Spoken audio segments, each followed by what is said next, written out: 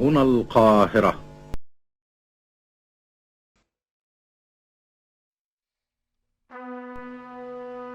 إليكم أيها المواطنون البيان رقم 7 الذي صدر عن القيادة العامة للقوات المسلحة بتاريخ 6 من أكتوبر سنة 1973. بسم الله الرحمن الرحيم.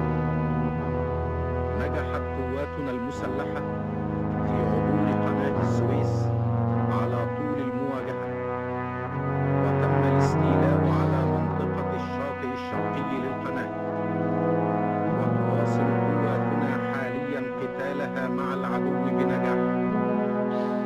كما قامت قواتنا البحرية بحماية الجانب الأيسر لقواتنا على ساحل البحر الأبيض المتوسط، وقد قامت بضرب الأهداف الهامة للعدو على الساحل الشمالي لسيناء، وأصابتها إصابات مباشرة.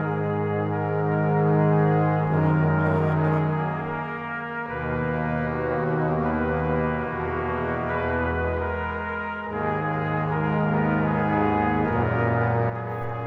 طبعا القائمة دي من وجهة نظري، أي حد عنده اعتراض أو تعليق فيتفضل في الكومنتات.